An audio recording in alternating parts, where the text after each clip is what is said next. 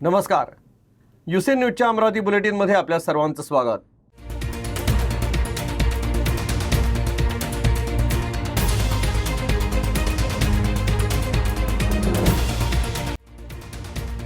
अमरावतीच्या मुथूट फिनकॉर्प घोटाळा प्रकरणी शाखा व्यवस्थापकासह कर्मचाऱ्यांवर गुन्हा दाखल. मुख्य आरोपी अटकेत. 1.5 कोटींपेक्षा अधिकच्या अपहाराची शक्यता. ग्राहकांचं सोनं आणि रोख रक्कम घेऊन आरोपी झाला होता फरार. अमरावतीच्या पंचवटी भागातील प्रसिद्ध हॉटेल रोशनी अँड स्वीट्सचा परवाना रद्द. FDA विभागाची धडक कारवाई. हॉटेलमधील अस्वच्छतेमुळे करण्यात आली कारवाई. संत गाडगेबाबा अमरावती विद्यापीठाचं जागतिक स्तरावर यश. US आशिया युनिव्हर्सिटी रँकिंग 2026 मध्ये अमरावती विद्यापीठाची झेप. दक्षिण आशियात 330वे स्थान.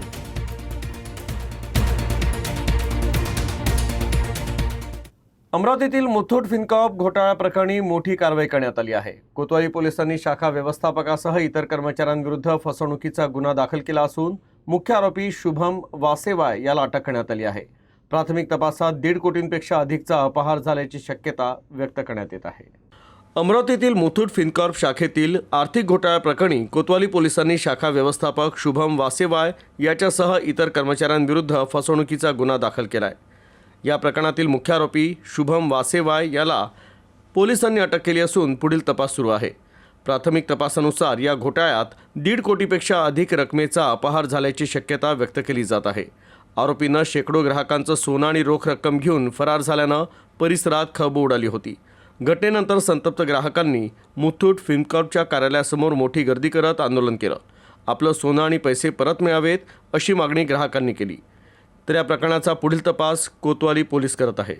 अमरावती शहरातील पंचवटी परिसरातील प्रसिद्ध हॉटेल रोशनी अँड स्वीट्सवर अन्न आणि औषध प्रशासनानं धडक कारवाई केली आहे. तपासणीत हॉटेलमधील स्वच्छतेचे गंभीर उल्लंघन आढळून आल्यानं FDA विभागानं हॉटेलचा परवाना तत्काळ रद्द केला. अमरावतीतील पंचवटी परिसरातील हॉटेल रोशनी अँड स्वीट्सवर अन्न आणि औषध प्रशासनाच्या पथकानं अचानकपणे छापा टाकत तपासणी केली. FDAचे अधिकारी देशमुख यांच्या पथकानं केलेल्या तपासणीत स्वयंपाकघरासह संपूर्ण हॉटेल परिसर अत्यंत अस्वच्छ असल्याचं आढळून आलं. तसंच अन्न तयार करण्यासाठी वापरल्या जाणाऱ्या भांड्यांची स्वच्छताही समाधानकारक नसल्याचं समोर आलं. अन्न सुरक्षा आणि स्वच्छतेच्या नियमांचं गंभीर उल्लंघन झाल्याचं लक्षात आल्यानंतर FDAनं हॉटेलचा परवाना तातडीनं रद्द केला. पंचवटी परिसरातील हे हॉटेल अल्पोपहार, चहा आणि मिठाईसाठी प्रसिद्ध असून दररोज हजारो प्रवासी इथे नाश्त्यासाठी येत असतात. त्यामुळे या कारवाईची शहरात मोठी चर्चा सुरू झाली आहे.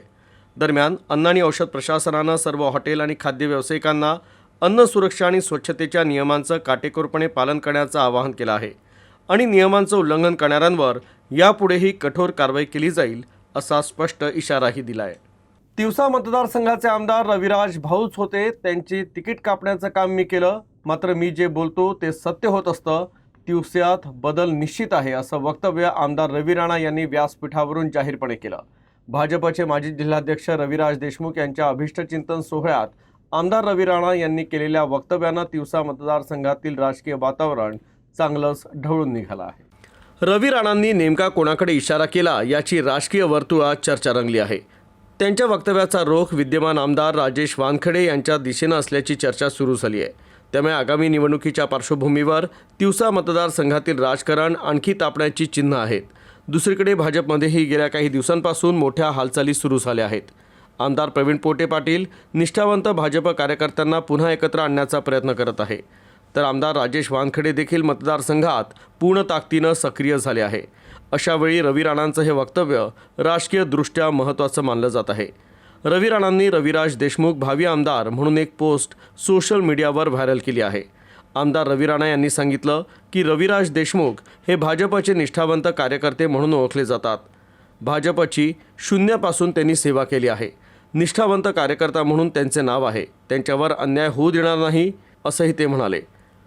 विशेष म्हणजे त्यांनी ग्रामीण जिल्हाध्यक्षपद भूषवलं होतं, मात्र अवघ्या 1 वर्षात त्यांना पदाचा राजीनामा द्यावा लागला. यावेळी देखील पक्षांतर्गत राजकारणाची चर्चा रंगली होती. आता रवी राणांनी तिकीट कापण्याचं काम मी केलं असं जाहीरपणे सांगितल्यानं त्या चर्चांना पुन्हा खतपाणी मिळालं आहे. तिवस्यात बदल निश्चित आहे या आमदार रवी राणा यांच्या वक्तव्यानं आता अनेक प्रश्न उपस्थित होत आहे. तिवसा मतदारसंघात भाजपचे रविराज देशमुख यांचा नवा चेहरा मिळणार का? दिवसात बदल निश्चित या वक्तव्याचे पडसाद किती उमटतात याकडे संपूर्ण अमरावती जिल्ह्याचं लक्ष लागलंय. की मी जे भाग्य बोलतो ते नेहमी सत्य होत असते.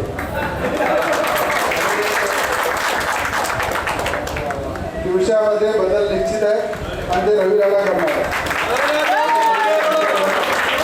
आणि त्या बदल्यामध्ये प्रामाणिक सच्चा भारतीय जनता पार्टीचा कार्यकर्ता जो विश्वासाने भारतीय जनता पार्टीसोबत शून्यापासून जुळलेला आहे, काम करत आलेला आहे. आणि मला माहीत आहे की दिवसा मतदारसंघाचे आमदार रविराज घोष होते त्यावेळेस त्याची तिकीट कापण्याचं काम सुद्धा मिळतं. संत गाडगेबाबा अमरावती विद्यापीठानं जागतिक स्तरावरील प्रतिष्ठेच्या QS आशिया युनिव्हर्सिटी रँकिंग 2026 मध्ये उल्लेखनीय यश मिळवलं आहे. विद्यापीठानं आशियातील 1001 ते 1100 या बँडमध्ये स्थान मिळवलं आहे. त्याचबरोबर दक्षिण आशियात 330वे स्थान पटकावलं आहे. संत गाडगेबाबा अमरावती विद्यापीठाची QS आशिया युनिव्हर्सिटी रँकिंग 2026 मध्ये उल्लेखनीय नोंद झाली आहे. विद्यापीठानं आशियात 1001 ते 1100 या बँडमध्ये तर दक्षिण आशियात 330वे स्थान मिळवत उच्च शिक्षण क्षेत्रात आपली वेगळी ओळख निर्माण केली आहे. या यशाची अधिकृत नोंद QS वर्ल्ड युनिव्हर्सिटी रँकिंग 2026 इयरबुकमध्ये करण्यात आली आहे. कुलगुरू डॉक्टर बाराहते यांच्या मार्गदर्शनात गुणवत्ता हमी कक्षानं शैक्षणिक गुणवत्ता, संशोधन, नवोपक्रम आणि विद्यार्थी विकासावर विशेष भर दिला. संचालक डॉक्टर संदीप वाघोळे यांच्या नेतृत्वात दर्जेदार संशोधन, मूल्यवर्धित अभ्यासक्रम, परीक्षा प्रक्रियेत सुधारणा आणि संशोधनाला चालना देणारे विविध उपक्रम राबवले.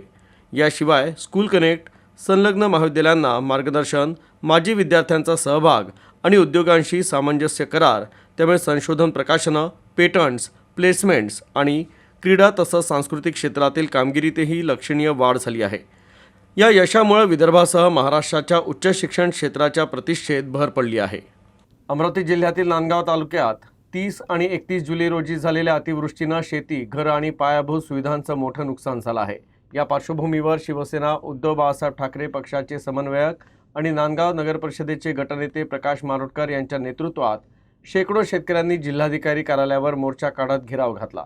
तालुक्यासाठी विशेष आर्थिक मदत पॅकेज जाहीर करून सर्व नुकसानग्रस्तांना संपूर्ण भरपाई द्यावी अशी मागणी त्यांनी यावेळी केली.